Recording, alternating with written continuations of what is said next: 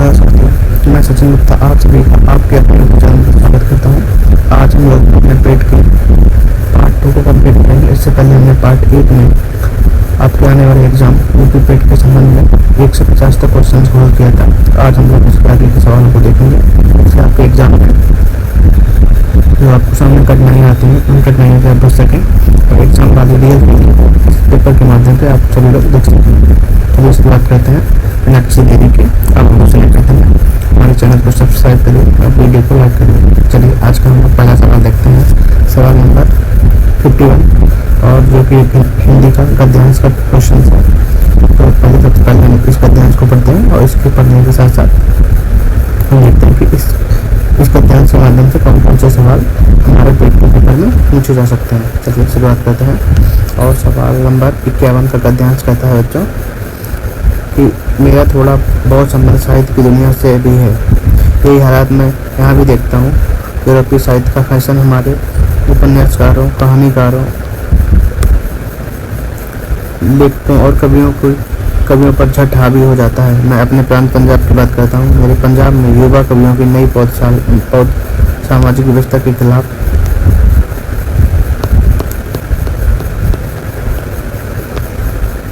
कहाँ पे हम लोग बच्चों सामाजिक व्यवस्था के खिलाफ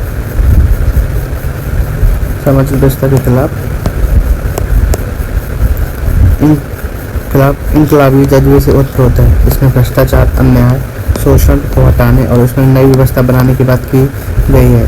हाँ, हमें सामाजिक बदलावों की ज़रूरत है और इन कविताओं में बातें तो बहुत अच्छी ढंग से कही गई हैं, पर इनका स्वरूप देसी नहीं है। इस पर पश्चिमी का प्रभाव है। परिणाम यह है कि सारा इनकलाब एक छोटे से कागज तक सीमित रह जाता है। बस साहित्यिक समझ रखने वाली छोटे से समूह में इनकी बात होती है। किसान मजदूरों जो शोषण को झेल रहे हैं, जिन्हें वे इनकलाब की प्रेरणा देना चाहते हैं, वे इसे समझ ही नहीं पाते। इस साल मेरी मातृभूमि पंजाब मुझे गुरु नानक विश्वविद्यालय में के सीनेट का सदस्य बनाने के लिए नामित किया गया। जब मुझे उनकी पहली मीटिंग में शामिल होने के लिए बुलाया गया तो मैं पंजाब में ही फरीदनगर के पास था। एक दिन शाम को अपने ग्रामीण दोस्तों से गपशप करते हुए मैं अमृतसर में होने वाली सीनेट की मीटिंग में जाने का जिक्र किया तो किसी ने कहा, हमारे साथ तो आप तहमत यानी लुंगी और कुर्ते में हमारे जैसे ही बने फिरते हो, वहाँ सूट बूट पहनकर साहब बहादुर बन जाओगे। मैंने हंसते हुए कहा, क्यों, आप चाहते हैं तो मैं ऐसे चला जाऊं। तब कोई दूसरा बोला, आप ऐसा कर ही नहीं सकते। चलिए अब लोग हम अपने सवाल देखते हैं। उसी गद्यांश पर आधारित जो सवाल पूछे गए हैं उन सवालों को देखते हैं। और सवाल नंबर हमारा है 51। सवाल नंबर 51 कह रहा है कि युवा कवियों की नई पौधशाला से क्या तात्पर्य है। आपके ऑप्शंस दिए गए हैं बच्चों। ऐसे कवि जो नए विषयों पर लिख रहे हैं, ऐसे कवि जो अभी नए युवा हैं, वे कवि जिन्होंने अभी लेखन शुरू किया है, और वे कवि जो नए विषयों पर लिख रहे हैं। तो इस गद्यांश के आधार पर बच्चों हमारा उत्तर सही हो जाएगा 51 का सी। वे कवि अभी लिखना शुरू किया है। तो क्या है बच्चों, तो युवा कवियों की नई पौधशाला है जो इस गद्यांश के अनुसार इसका उत्तर सही हो जाएगा बच्चों, ऑप्शन नंबर सी। कितना बच्चों, ऑप्शन नंबर सी। चलिए सवाल नंबर 52 देखते हैं हम लोग। सवाल नंबर 52 है हमारा कि पंजाब के युवा क्रांतिकारियों के लेखन का विषय क्या है। पंजाब के युवा क्रांतिकारियों के लेखन का विषय क्या है बच्चों, तो उसके लेखन का बच्चों विषय है भ्रष्टाचार।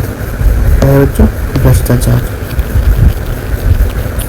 गद्यांश को आपने ठीक से पढ़ा होगा। तो गद्यांश में कहा गया है कि पंजाब के युवा कवियों की नई पीढ़ी की कविताएं भ्रष्टाचार, अन्याय और शोषण को हटाने और नई व्यवस्था बनाने की बात करती हैं तथा पंजाब की क्रांतिकारियों के विषय कवियों के लेखन का विषय क्या है बच्चों, भ्रष्टाचार। चलिए सवाल नंबर हम 53 देखते हैं। और 53 कह रहा है कि कविताओं का स्वरूप देसी नहीं है। कविताओं का स्वरूप देसी नहीं है, इस वाक्य से अभिप्राय क्या है। तो आपके ऑप्शन हैं बच्चों।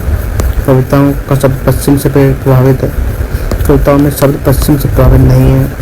कविताओं की अभिव्यक्ति पश्चिम से प्रभावित है और कविताओं का प्रकाशन पश्चिम से प्रभावित है। तो बच्चों सही तो हो जाएगा हमारा ऑप्शन नंबर सी। क्या हो जाएगा बच्चों, ऑप्शन नंबर सी। कि कविताओं की अभिव्यक्ति पश्चिम से प्रभावित है।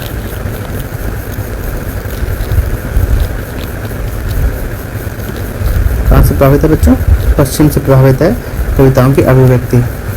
चलिए हम लोग देख लेते हैं इस गद्यांश को। तो कविताओं की अभिव्यक्ति पश्चिम से प्रभावित है। गद्यांश में कहा गया है कि इन कविताओं का स्वरूप देसी नहीं है और इन पर पश्चिम का प्रभाव है। इसका मतलब है कि इन कविताओं को व्यक्त करने का तरीका यानी अभिव्यक्ति पश्चिम साहित्य से प्रभावित है। चलिए सवाल नंबर 54 देखते हैं हम लोग। सवाल नंबर 54 कह रहा है कि अनुच्छेद के आधार पर बताइए किनका शोषण हो रहा है। किनका शोषण हो रहा है?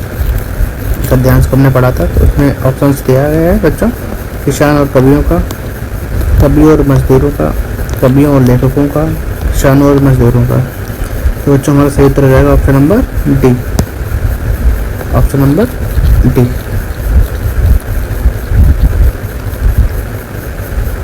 क्या हो जाएगा बच्चों? Option number D.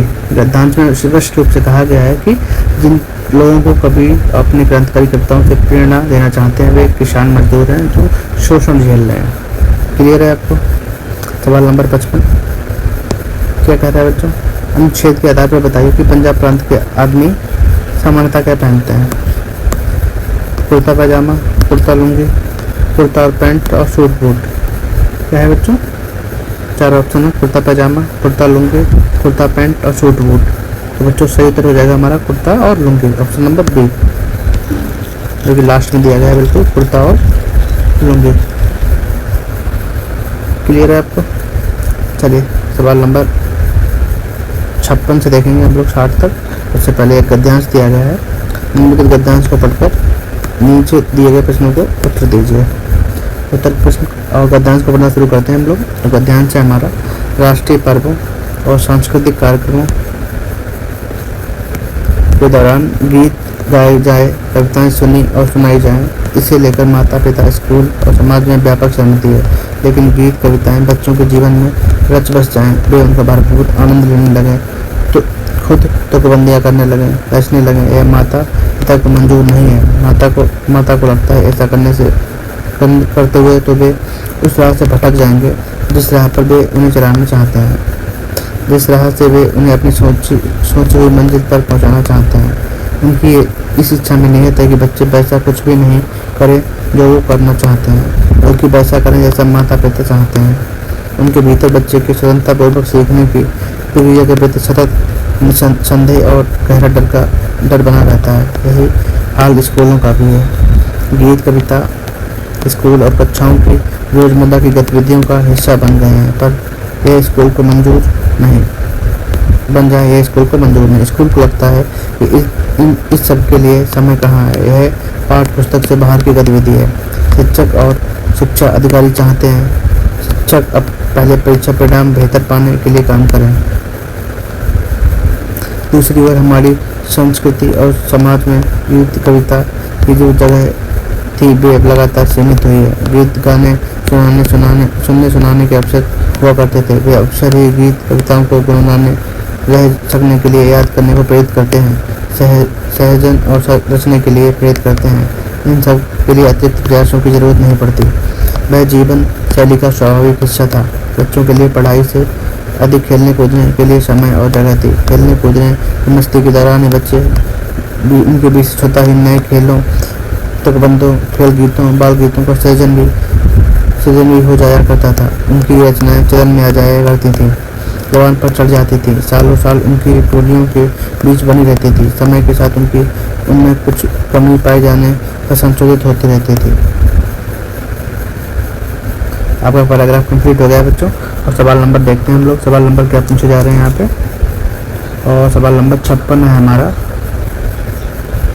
56 है कि गीत कविता बच्चों के जीवन में रच बस जाएं, यह माता पिता को पसंद नहीं, क्योंकि इसमें बच्चे पढ़ाई लिखाई में पिछड़ सकते हैं। माता पिता द्वारा तय ये लक्ष्य को प्राप्त ना कर सकें, केवल आनंद में ही खोए जाएं, केवल कविता ही लिखते रहें। तो क्या हो जाएगा बच्चों हमारा ऑप्शन नंबर बी। इसका ऑप्शन हो जाएगा बच्चों ऑप्शन नंबर बी। माता पिता द्वारा तय लक्ष्यों को प्राप्त ना कर सकें। अपने गद्यांश पढ़ा होगा, तो गद्यांश में कहा गया है, क्या कहा गया है बच्चों, माता पिता को लगता है कि बच्चे गीत कविता में रच बस जाएं तो वे उस राह से भटक जाएंगे जिस राह पर उन्हें चलाना चाहते हैं और सोची हुई मंजिल पर पहुंचना चाहते हैं। तो हमारा उत्तर हो जाएगा बच्चों ऑप्शन नंबर बी, माता पिता द्वारा तय लक्ष्य को प्राप्त नहीं कर सकेंगे।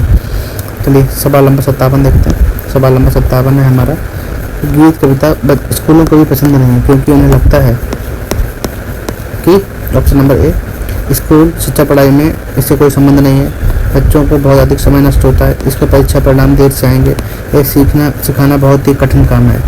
तो बच्चों हमारा ऑप्शन 57 का हो जाएगा ऑप्शन नंबर ए, हो जाएगा बच्चों ऑप्शन नंबर ए, स्कूली पढ़ाई लिखाई से इनका कोई संबंध नहीं है। स्कूली पढ़ाई लिखाई से इनका कोई संबंध नहीं है। क्लियर है? व्याख्या की गई है, जैसे गद्यांश में कहा गया है कि स्कूल को लगता है कि गीत कविताओं के लिए समय नहीं है और ये पाठ्य पुस्तक से बाहर की गतिविधि है। इसका अर्थ है कि वे सामान्य स्कूली गतिविधि से असंबद्ध इसको मानते हैं। चलिए सवाल नंबर 58 है हमारा, गीत कविताओं के बारे में कौन सा अभिकथन सही नहीं है? सही नहीं है। आपके ऑप्शन थे, ये संस्कृति का अभिन्न हिस्सा है, ये जीवन शैली का स्वाभाविक हिस्सा है, ये भाषा सृजनात्मकता पोषित करते हैं, समाज में इनकी व्यापक सहमति नहीं है। तो बच्चों हमारा ऑप्शन नंबर डी हो जाएगा। क्या हो जाएगा? ऑप्शन नंबर डी, ये गलत ऑप्शन है कि समाज में इनकी व्यापक स्वीकृति नहीं है।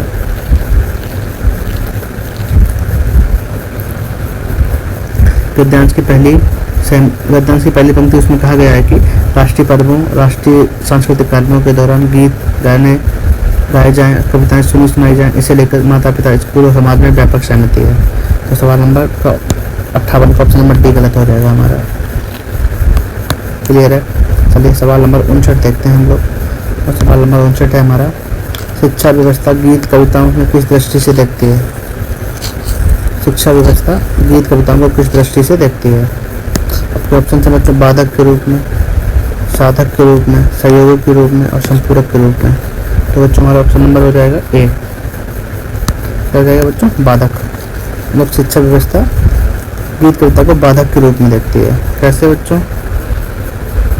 क्योंकि उन्हें लगता है कि इसके लिए समय नहीं है और शिक्षा को परीक्षा परिणाम बेहतर लाने के लिए काम करना चाहिए। मतलब इसका मानना था कि इनके लिए टाइम नहीं है, इसके अलावा रिजल्ट को बेहतर बनाने के लिए शिक्षा संस्थान यानी स्कूल काम करना चाहिए रिजल्ट को बेहतर बनाने के लिए। इसलिए ये गीत कविता को एक बाधक के रूप में देखते हैं। किसके रूप में देखते हैं बच्चों? बाधक, मतलब बाधा उत्पन्न करने वाले के रूप में गीत कविता को देखा जाता है। चलिए सवाल नंबर 60 देखते हैं हम लोग। सवाल नंबर 60 है हमारा, अनुच्छेद के आधार पर गीत कविताओं के बारे में कौन सा कदम सही नहीं है? बच्चों जब भी आप सवाल पढ़ें तो ध्यान से पढ़ लेना चाहिए कि सवाल सही नहीं है पूछा गया या सही है पूछा गया है। जिसमें पूछा गया सही नहीं है, ठीक है। तो ऑप्शन हैं आपके बच्चों, स्कूल और परिवार इनकी महत्ता को समझ नहीं सके, स्कूल और परिवार इसकी महत्ता को समझ नहीं गए, इसमें बच्चे अपनी राह से भटक जाएंगे। सॉरी बच्चों, ये बच्चों को बच्चों को शब्दों से खेलने का अवसर देते हैं, बच्चे उनका भरपूर आनंद लेते हैं। तो आपका शॉर्ट नंबर का ऑप्शन हो जाएगा ऑप्शन नंबर बी, कि बच्चे अपनी राह से भटक जाएंगे। ये कथन गलत है। क्या है बच्चों? ये कथन गलत है।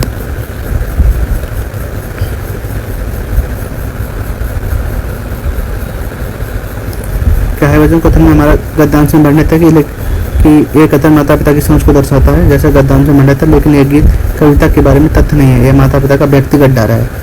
ये कौन सा डर है बच्चों? माता पिता का डर है, तथ्य नहीं है कविता के बारे में। माता पिता का डर है कि वो बच्चे राह से भटक जाएंगे। क्लियर हो गया?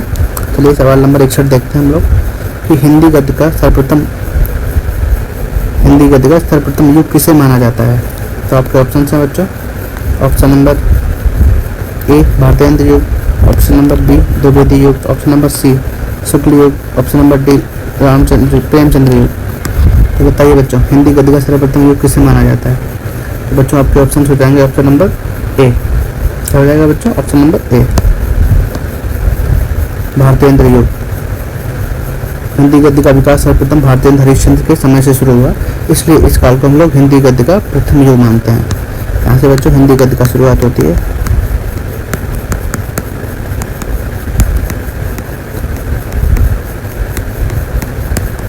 इसी कारण से हम लोग प्रथम युग मानते हैं। क्या मानते हैं बच्चों?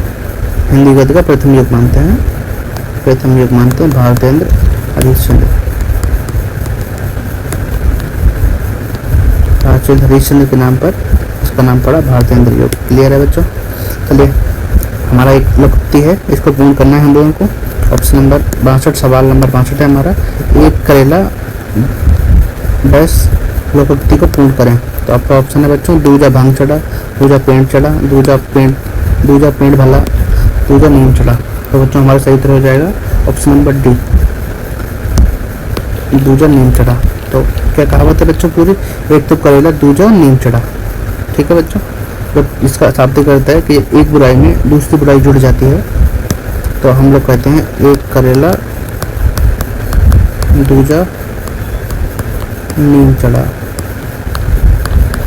मतलब जब एक बुराई में अन्य बुराई आगे जुड़ जाए, अन्य बुराई आगे जुड़ जाए, तो हम लोग कहते हैं बच्चों एक करेला और दूजा नीम चढ़ा। हमारा ऑप्शन नंबर है सवाल नंबर 63, सदैव शब्द में संधि है। सदैव शब्द की बच्चों संधि पूछी गई कि सदैव शब्द में कौन सी संधि है। तो आपके ऑप्शन है बच्चों गुण संधि, दीप संधि, वृद्धि संधि, अयादि संधि। तो बताइए बच्चों सदैव शब्द में कौन सी संधि है। तो बच्चों आपका हो जाएगा ऑप्शन नंबर बी। कौन सा हो जाएगा ऑप्शन नंबर बी, वृद्धि संधि। कैसे बच्चों, सदा प्लस ए, और ये आ, यहाँ पर आ और ए मिलकर बच्चों क्या हो जा रहे हैं, ए क्या हो जा रहे हैं बच्चों, आ और ए मिलकर ए हो जा रहे हैं, जो कि एक वृद्धि संधि का उदाहरण है। किसका बच्चों, वृद्धि संधि। तो बच्चों आपका ऑप्शन नंबर हो जाएगा सी, यानी सदैव शब्द का संधि है बच्चों वृद्धि संधि। चलिए अगला सवाल देखते हैं हम लोग। सवाल नंबर 64, सवाल नंबर 64 है कि मैंने अपना हस्ताक्षर कर दिया, मैंने अपना हस्ताक्षर कर दिया। इस त्रुटिपूर्ण वाक्य के लिए निम्न में से शुद्ध वाक्य को पहचानें। ये जो वाक्य लिखा गया है बच्चों ये अशुद्ध है, इसके लिए शुद्ध वाक्य पूछा गया है। तो आपके ऑप्शंस दिए गए हैं बच्चों, मैंने हस्ताक्षर कर दिया, मैंने अपने हस्ताक्षर कर दिए, मैंने अपना हस्ताक्षर कर दिए, मैंने हस्ताक्षर कर दिए। बताइए कौन सा इस वाक्य के लिए सही आंसर होगा।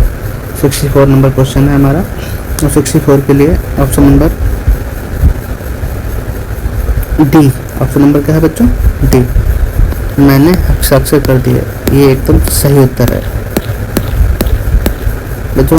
ये अपना हस्ताक्षर तो अपने ही होते हैं, तो अपने शब्द में यहाँ पे गलत हो गए दोनों ऑप्शंस ये वाले। इसके अलावा मैंने हस्ताक्षर कर दिया नहीं, कर दिए, तो हमारा सही उत्तर हो जाएगा बच्चों ऑप्शन नंबर डी। जो हमारा क्वेश्चन था कि मैंने अपना हस्ताक्षर कर दिया, इसका शुद्ध रूप हो जाएगा बच्चों मैंने हस्ताक्षर कर दिए। क्लियर है। चलिए ऑप्शन नंबर 65 को देखते हैं, और सवाल नंबर 65 है हमारा कि विलोम शब्द के अनुचित जोड़े को पहचानिए। तो बच्चों ये सारे विलोम शब्द दिए गए हैं और इनमें से एक जोड़ा सही नहीं है, उसको हमें पहचानने की बात की गई है। तो ऑप्शन नंबर ए है हमारा लभ्य और अलभ्य। दूसरा ऑप्शन है बच्चों हमारा शेष और अशेष। तीसरा ऑप्शन है शिष्ट और परिशिष्ट, और चौथा ऑप्शन है बच्चों शीर्ष और तल। तो बच्चों हमारा option number C, option number C गलत है, शिष्ट और परिशिष्ट। तो शिष्ट का बच्चों हो जाएगा अशिष्ट, क्या हो जाएगा बच्चों, अशिष्ट। क्लियर है बच्चों। तो ऑप्शन नंबर सी का हमारा उत्तर हो जाएगा, ऑप्शन नंबर सी हमारा उत्तर हो जाएगा शिष्ट का अशिष्ट, ना कि परिशिष्ट। परिशिष्ट नहीं होता बच्चों, शिष्ट का बच्चों शिष्ट हो जाएगा। क्लियर है। चलिए ये जो आपके जो डीआई वाले सवाल हैं इनको हम लोग लास्ट में देखेंगे, पूरे सवालों को श्रृंखला। इससे पहले हम अन्य सवाल जो है उनको हल कर लेते हैं, और जो आपके डीआई वाले सवाल हैं इनको हम लोग बाद में देखेंगे। एक अलग से चैप्टर आपको एक अलग से हम लोग कंप्लीट करेंगे पहले, तो उसमें आपको डीआई और रीजनिंग के सवाल एक साथ इकट्ठे करा दिए जाएंगे। क्लियर है बच्चों। चलिए सवाल नंबर हम लोग देखते हैं। डीआई के अलावा सवाल नंबर है हमारा सवाल नंबर 86। क्या है बच्चों, 86। सवाल नंबर 86 है हमारा, और सवाल नंबर 86 कह रहा है कि सिलेक्ट द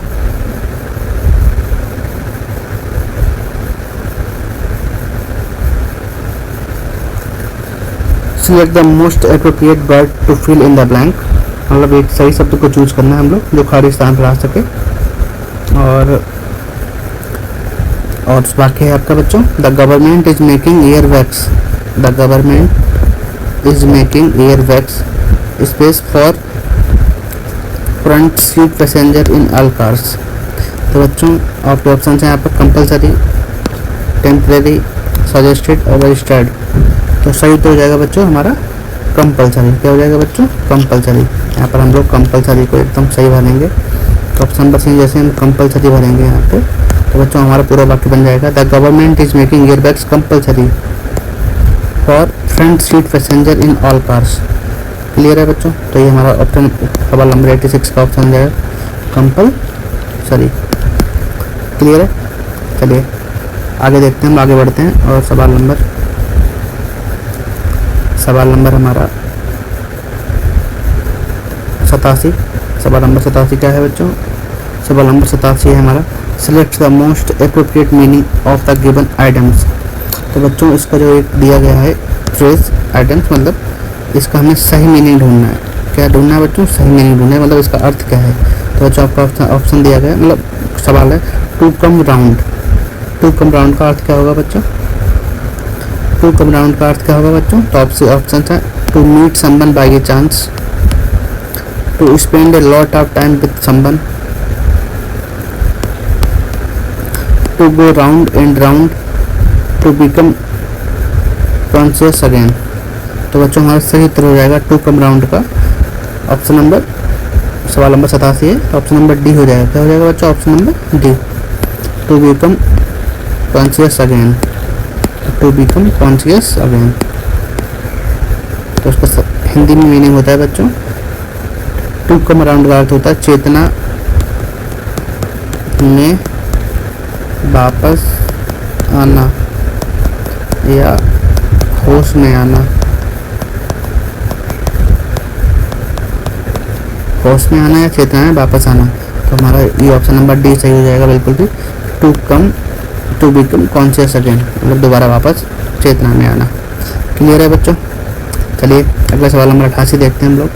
सवाल नंबर 88 है हमारा, in the given sentence identify the segment which contains a grammatical error due to lockdown, most schools teach student through online classes. ये हमारा वाक्य है बच्चों, इसमें एक गलती है वाक्य में, वो हमें ढूंढने की कौन से भाग में गलती इस सेंटेंस में दी गई है। और हमारा वाक्य है due to the lockdown most school teach student through online classes. और आपके ऑप्शन हैं बच्चों, most school teach students due to lockdown through online classes. तो बच्चों हमारा सही उत्तर हो जाएगा यहाँ पे सवाल नंबर 88 और इसका ऑप्शन हो जाएगा बी। क्या हो जाएगा बच्चों? बी। ये हमारा एक गलत फ्रेज है, मतलब पूरा सेंटेंस में मतलब जो हमारा सेंटेंस में दिया गया है उसमें ये वाला जो लिखा है टीच स्टूडेंट्स, ये गलत है। तो इसके लिए क्या सही होना चाहिए बच्चों? टीच। क्या होना चाहिए? टीच। इसका बहुवचन क्या होता है बच्चों? टीच ही होता है, टीच नहीं होता, एस नहीं जुड़ेगी। तो हमारा सही उत्तर हो जाएगा बच्चों टीच स्टूडेंट्स। तो सही, क्योंकि टीच गलत लिखा है, टीच होना चाहिए था। तो हमारा जो गलत पूछा गया एरर कौन से भाग में जाता है, तो ऑप्शन नंबर बी में हमारे सवाल नंबर 88 की एरर दी गई है। क्लियर है बच्चों? चलिए आगे देखते हैं सवाल नंबर 89 और find the correctly spelled word. मतलब जो 4 शब्द दिए गए हैं इनमें से एक शब्द सही है, बाकी 3 शब्द गलत हैं। तो हमें ढूंढना है कि सही शब्द कौन सा है। और ये शब्द है बच्चों क्रोनोलॉजी। क्या नाम है? क्रोनोलॉजी। इसमें दिया गया CHORNOLOGY, क्रोनोलॉजी। और ये बच्चों शब्द है CHRNOLOGY, ये है। तीसरा शब्द है बच्चों हमारा CHRONOLOGY। और चौथा शब्द है बच्चों हमारा CHRONALOGY। तो सही उत्तर हो जाएगा हमारा ऑप्शन नंबर बच्चों सी। क्या हो जाएगा बच्चों? ऑप्शन नंबर सी। क्रोनोलॉजी की सही स्पेलिंग बच्चों क्या है? Option number C. तो क्रोनोलॉजी की सही स्पेलिंग बच्चों क्या है? CHRONO, chronology. याद कर लेनी है। यहाँ पर क्रोनोलॉजी की सही स्पेलिंग ये वाली है, CHRONOLOGY, क्रोनोलॉजी। क्लियर है? ये 3 बाकी गलत स्पेलिंग है, सही स्पेलिंग है ऑप्शन नंबर सी। चलिए सवाल नंबर 90 देखते हैं हम लोग। सवाल नंबर 90 है हमारा, select the most appropriate option to the substitute the bold segment in the given sentence। क्या है बच्चों? if there is no need to substitute in select no substitute। और आपका ऑप्शन है बच्चों, मतलब क्वेश्चन है हमारा, the migrant said that he did not planning to come back to the city for quite some time। ये हमारा है sentence। The migrant said that he did not planning to come back to the city for quite some time। और आपके option है बच्चों, no substitution, was not planned, do not planning, did not plan। तो बताइए क्या उत्तर होना चाहिए हमारा? तो हमारा उत्तर होना चाहिए बच्चों did not plan। तो होना चाहिए option number D, did not plan। ये जो लिखा है ना डिड नॉट प्लानिंग, ये नहीं होना चाहिए बच्चों। क्या होना चाहिए? Did not plan. क्योंकि डिड नॉट के बाद वर्ब का फर्स्ट रूप आता है, क्या आता है बच्चों? फर्स्ट फॉर्म आती है, तो इसमें ING का प्रयोग नहीं होता है। तो बस क्या हो जाएगा बच्चों? Did not plan. प्लानिंग की जगह क्या होगा? प्लान। ठीक है बच्चों। चलिए सवाल नंबर हम देखते हैं 91। और सवाल नंबर 91 है हमारा, मयंक बेटा है छाया का। मयंक बेटा है छाया का, छाया और दीपें बहने हैं। क्लियर है? छाया और दीपें बहने हैं। गायत्री माता है दीपा की। यदि नमन बेटा है गायत्री का, तो मयंक किस प्रकार नमन से संबंधित है? मतलब ये रीजनिंग वाला संबंध है बच्चों, और ये रिलेशन से पूछा गया है। तो हम देखते हैं, मयंक छाया का बेटा है, ऐसे मान लेते हैं ये छाया है और छाया का बेटा हो गया मयंक बच्चों। क्या हो गया बच्चों? मयंक। दीपा और छाया बहने हैं, छाया और दीपे बहने होंगी। क्लियर है? और क्या है बच्चों? गायत्री दीपा की माँ है। गायत्री दीपा की माँ है। दीपा की माँ बच्चों कौन सी? गायत्री। तो ये ऑटोमेटिक इसकी भी माँ हो जाएगी, ये दोनों बहनें हैं। क्लियर है बच्चों? इससे आंसर निकलता है कि छाया दीपा और नमन भाई बहन है। यहाँ पे बताया गया कि गायत्री का बेटा है नमन, तो बच्चों ये इसका भाई हो गया, ये दोनों बहनें हो गई, और तीनों बेटे बेटी हो किसके हो? गायत्री के। तो छाया का, चूंकि मयंक छाया का बेटा है, हमने पहले लिख लिया था, तो इसलिए वह नमन का भांजा होगा। क्या होगा बच्चों? नमन का भांजा, क्योंकि ये इसकी बहन है, इसका बेटा है, तो नमन, तो मयंक नमन का क्या है बच्चों? भांजा। क्लियर है? नेफ्यू। इसका संबंध जो है बच्चों नेफ्यू है, ये इसका भांजा है। क्लियर है? सवाल नंबर 92 देखते हैं हम लोग। सवाल नंबर 92 है हमारा, क्या है बच्चों? 1 जून के महीने में एक कक्षा में छात्रों की संख्या से आधी है। जुलाई में 5 और छात्रों के प्रवेश दिया, जबकि 5 छात्रों ने स्कूल छोड़ दिया। अब कक्षा में छात्र और छात्राओं की संख्या बराबर है। जून में कक्षा में कुल कितने विद्यार्थी थे? चलिए बताइए। इस सवाल को हमें सॉल्व करना पड़ेगा डिटेल में, तभी इसका आंसर निकल सकता है। जैसे मान लेते हैं जून में लड़कियों की संख्या x है। कितनी बच्चों? x है। तो लड़कियों की संख्या तो कितनी हो जाएगी? गर्ल्स की संख्या कितनी हो जाएगी बच्चों? x/2, क्योंकि दिया गया कि आधी है। क्लियर है? जुलाई में लड़कों की संख्या बच्चों कितनी हो जाएगी? x-5, क्योंकि 5 चले गए हैं। और लड़कियों की संख्या कितनी हो जाएगी बच्चों? x/2 + 5। ये बात समझ आ गई आपको? जुलाई में लड़के और लड़कियों की संख्या बराबर है, तो हम लोग इसको बराबर रख देते हैं। x-5 बराबर x/2 + 5। जब हम लोग बच्चों हल करेंगे तो x का मान कितना निकल के आएगा? 20। कितना निकल के आएगा बच्चों? 20। और जब 20 निकल जाएगा और x का मान हम यहाँ पे बच्चों कितना मान आ गया हमारा? सवाल का इसका आ गया मान 20। और यहाँ पे हम गर्ल्स वाले में भी रख देते हैं 20 का मान 20/2 तो 10 हो गया टोटल। तो 20 लड़के हैं 10 लड़के हैं, टोटल कितने बच्चे हो गए 30, क्योंकि हमारा सवाल पूछा गया था। तो जून के महीने में कुल कितने विद्यार्थी हैं बच्चों 30। क्लियर है। चलिए सवाल नंबर 93 है हमारा। एक निश्चित कूट भाषा में एवब को ABEOB के रूप में लिखा जाता है, उसी कूट भाषा में क्वेश्चन को कैसे लिखा जाएगा। क्लियर है। तो सवाल नंबर 93 हम लोग देखते हैं। ये सवाल नंबर 93 को लिखा गया है ABEOB। तो हम लोग अगर देखें तो ये कैसे लिखा जा सकता है, इसको हम लोग देखें तो ये अंग्रेजी वर्णमाला के जो क्रम है उनके क्रम में व्यवस्थित किया गया है। जैसे जो क्रम पहले आता है उसको पहले लिखा गया है, जो बाद में आता है उसको बाद में लिखा गया है। जैसे ए सबसे पहले आता है, फिर बी आता है, ए आता है, फिर बी आता है, फिर सी, फिर डी, फिर ई, फिर एफ और फिर जी, ऐसे क्रम होता है ना पूरा बच्चों। तो इसको ऐसे लिखा गया है, सबसे पहले ए आया तो ए लिखा गया, फिर बी आया फिर बी लिखा गया, उसके बाद ई आता है, ई नंबर है 5 नंबर, तो फिर उसके बाद ई आ गया, फिर ओ आता है और फिर लास्ट में बी आता है। तो इसको उन्होंने एकदम सीक्वेंस में लिख दिया है। इसी तरह हम लोग क्वेश्चन जो लिखा गया हमारा, इसको अगर सीक्वेंस में लिखें QUESTION तो हमारा बच्चों ये बन जाएगा। सबसे पहले ई आएगा, ई, फिर आई, फिर एन, फिर ओ, फिर क्यू, फिर एस और फिर टी और फिर यू। क्या हो जाएगा बच्चों यू। तो ये हमारा बन जाएगा एकदम सीक्वेंस में आगे लिखते हुए। तो हमारा ऑप्शन नंबर क्या हो जाएगा बच्चों, ऑप्शन नंबर सी। क्या हो जाएगा बच्चों सी। ये हमको एकदम एग्जैक्ट दिख रहा है, EINOQSTU। क्लियर है। तो ये बन जाएगा हमारा ऑप्शन नंबर सी, एकदम सही आंसर। चलिए सवाल नंबर 94 देखते हैं। सवाल नंबर 94 क्या है बच्चों कि 7 बच्चे ABCDEFG। क्या बच्चों 7 बच्चे ABCDEFG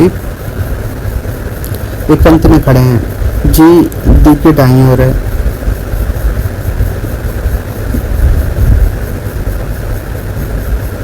जी है वो डी के दाईं ओर है। तो ये मान लेते हैं बच्चों डी है और डी के दाईं ओर हो गया हमारा जी, और बी के बाईं ओर है, ये मान लेते हैं बी, बी के बाईं ओर हो गया बच्चों जी। ठीक है। ए और सी, ए सी के दाएं ओर है, ए सी के दाएं ओर है, ये लास्ट में लिखेंगे। ए जो है वो सी के दाएं ओर है।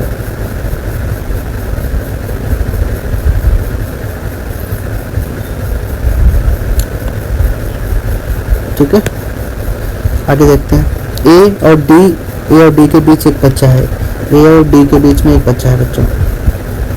जैसे मान लेते हैं यहाँ पे कोई है वो है, और ये वाला फिट उठाते हैं हम लोग, तो ये आ जाएगा सी और ए। यहाँ पे कोई बच्चा एक बीच में बैठा है बच्चों। ठीक है। जैसे इसमें क्वेश्चन में बताया गया है, एफ जी के दाएं और दूसरे स्थान पर बैठा है, एफ जी के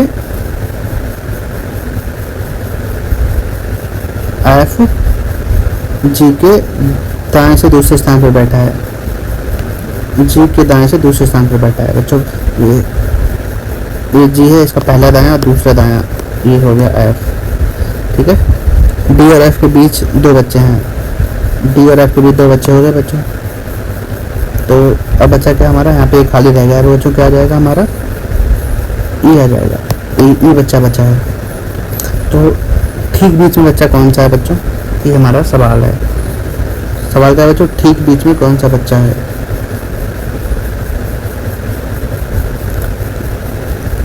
बच्चों हमारा एक बच्चा और अभी बचा हुआ है, सी बच्चा बचा है। कौन सा बच्चा बचा है हमारा सी। 1 2 3 1, इसमें कितने बच्चे दिए गए बच्चों, 1 2 3 4 5 6 7 7, 1 2 3 4 5 6 7।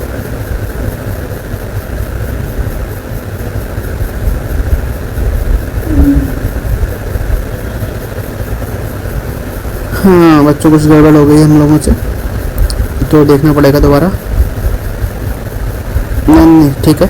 ठीक बीच में कौन सा बच्चा है, एकदम सही बना है। तो ठीक बीच में बच्चों हमारा बच्चा है डी। क्या है बच्चों, डी है बच्चा। 3 इधर है और 3 इधर है, तो पहले का ऑप्शन में आएगा ऑप्शन नंबर सी। ठीक बीच में बच्चा कौन सा है बच्चों? डी। क्लियर है? चलिए सवाल नंबर अगला देखते हैं हम लोग। सवाल नंबर अगला है हमारा, श्रृंखला बनाई गई है, निम्नलिखित श्रृंखला में से कौन सा प्रश्न चिन्ह के स्थान पर आएगा? 16, 32, 62, 122, 246। तो बच्चों हम लोग कौन सी श्रृंखला फॉलो हो रही है ये देखना पड़ेगा हमको। तो 16 इंटू 2 माइनस 2 बराबर 30। क्लियर है? थोड़ा दोनों 32 माइनस 2 है 30। 30 इंटू 2 प्लस 2, 30 दोनों 60 2 62, ये बन गई माइनस 2 प्लस 2। अगली देखते हैं बच्चों, 65 इंटू 2 माइनस 2, 62 दूनी 124 माइनस 2 122। ठीक है बच्चों, 122 इंटू 2 प्लस 2, तो ये 246। ठीक है बच्चों, 246 इंटू 2 माइनस 2, तो बच्चों हमारा ऑप्शन हो जाएगा इसमें 490। तो कौन सी श्रृंखला बच्चों फॉलो हो रही है? इंटू 2 और प्लस माइनस 2, तो सही उत्तर हो जाएगा बच्चों हमारा ऑप्शन नंबर ए। क्या हो जाएगा बच्चों? Option number A 490।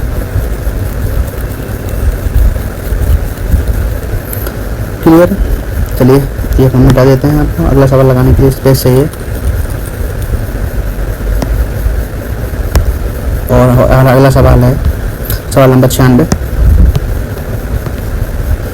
0.05 का स्क्वायर प्लस 0.41 का स्क्वायर प्लस 0.73 का स्क्वायर बटे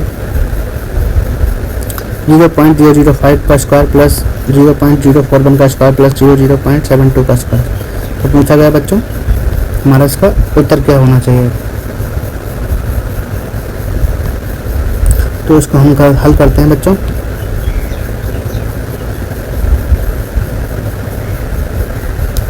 तो हल करते हैं बच्चों और देखते हैं क्या उत्तर इसका उत्तर होना चाहिए। इसको हम लोग मान लेते हैं 0.005, 2 जीरो बढ़ा दिए हमने, नीचे 100 लिख दिया। ठीक है बच्चों, और स्क्वायर कर दिया प्लस 0.41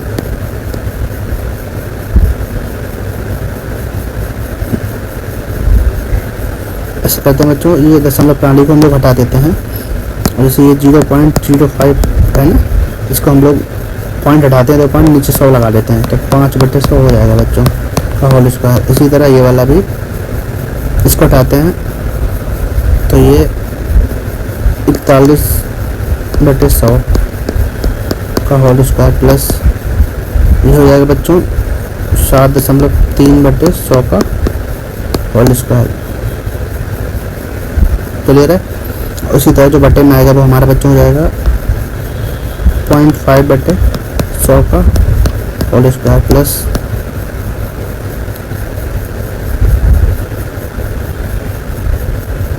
4.1/100 का होल स्क्वायर प्लस 0.73/100 का होल स्क्वायर। क्योंकि बच्चे सबके बटे में 100 है तो हम इसको सबको जोड़ देंगे। क्या करेंगे बच्चों? जोड़ देंगे। तो जब हम लोग जोड़ देंगे तो हमारा जो लास्ट में जो अंश और हर है वो कॉमन बच्चों कट जाएगा। क्या कट जाएगा बच्चों? कॉमन वाला कट जाएगा और बचेगा सिर्फ 100। क्लियर है? आप लोग इसको सिंप्लीफाई करके देखना, यहाँ पर जगह कम है हमारे पास, तो इसको आप लोग हल करेंगे तो आपका ऑप्शन हो जाएगा बच्चों 100।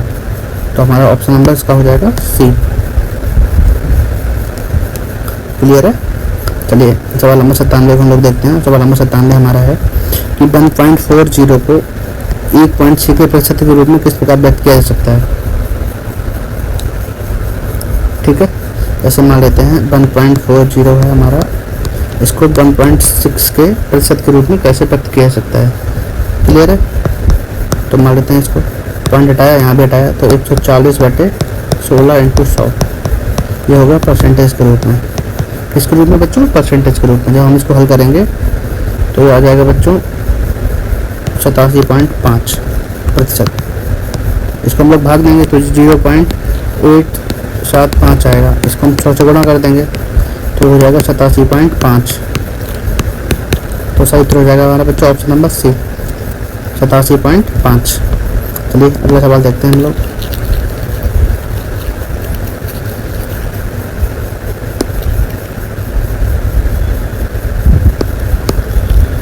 सवाल नंबर 98 हमारा, तो कह रहा है कि सरल कीजिए 76 प्लस 84 का स्क्वायर माइनस 76 माइनस 84 का स्क्वायर बटे 76 इंटू 84। ये बच्चों एक सूत्र है हमारा, a प्लस बी का square minus a minus B का स्क्वायर बराबर 4ab। क्या है बच्चों? 4ab। क्लियर है? तब हम लोग इसके आधार पर सूत्र करेंगे हल। तो बच्चों क्या बचेगा हमारा? ऑप्शन नंबर ए, क्या 4। कैसे? ए मान लेते हैं 76 है, और बी मान लेते हैं बच्चों 84 है, तो 4ab आंसर आएगा। तो 84 इंटू 4 इंटू 76 इंटू 84, और फिर बचे हैं बच्चों कितना? 76 इंटू 84, ये तो कट जाएंगे, तो बचेगा कितना? 4। सही तो जाएगा हमारा 4। क्लियर है? और सवाल नंबर 99 देखते हैं हम लोग। सवाल नंबर 99 है हमारा, √9 माइनस 4√5, इसका क्या उत्तर होना चाहिए? तो बच्चों इसको हम लोग जब हल करेंगे, सवाल नंबर 99 है हमारा,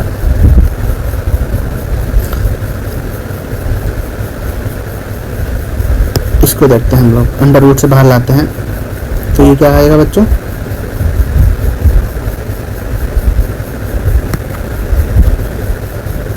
ये 9 माइनस 4√5। क्लियर है?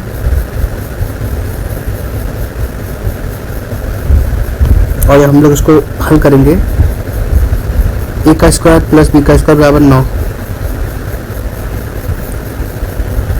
क्लियर है? ये हमारा एक फार्मूला होता है, ए माइनस बी का स्क्वायर बराबर A square plus B square minus 2ab। समझ रहे हैं आप लोग? ये वाला होता है। तो 9 माइनस 4√5 बराबर 9 माइनस 2 इंटू 2√5। और जब इसको हम लोग हल करेंगे तो लास्ट हमारा आंसर इस फार्मूले के अनुसार आ जाएगा बच्चों, √5 माइनस 2। क्या जाएगा बच्चों? √5 माइनस 2, इसके आधार पर। क्लियर है? चलिए सवाल नंबर 100 देखते हैं। आज का अंतिम सवाल है हमारा, 10 संख्याओं का औसत 29 है। क्या है बच्चों? 10 संख्याओं का औसत 29 है। यदि प्रत्येक संख्या में 3 की कमी की जाती है तो नया औसत क्या होगा? तो हमारा उत्तर हो जाएगा बच्चों 26। क्या हो जाएगा बच्चों? जिस संख्या में जितनी संख्या की कमी की जाती है तो उस संख्या के उतने औसत में भी उतनी ही कमी आ जाती है। आप समझ रहे हैं ना? ऐसे मान लेते हैं कि किसी संख्या का औसत 29 है, हमने 3 की कमी कर दी तो औसत कितना रहेगा? 26। हम लोग 5 की कमी कर देते तो औसत कितना होता है? 29 माइनस 5, 24। क्लियर है? जो संख्या इनके औसत दिया होता है और प्रत्येक संख्या से कम की जा रही है तो उसका औसत भी उतनी संख्या से कम हो जाएगा। तो नया आंसर इसमें 3 कम करने के बाद क्या होगा बच्चों? 26। क्लियर है? चलिए आज के लिए इतना ही रखते हैं, और नेक्स्ट क्लास में हम लोग अगला आपका टेस्ट पेपर सॉल्व कराएंगे। आपसे निवेदन है हमारे चैनल को सब्सक्राइब करिए, वीडियो को लाइक करिए और ज़्यादा से ज़्यादा शेयर करिए, जिससे अन्य बच्चे भी हमारे इस श्रृंखला का लाभ ले सकें। आपकी कोई भी इंक्वायरी या डाउट है तो कमेंट में लिख सकते हैं आप लोग, तो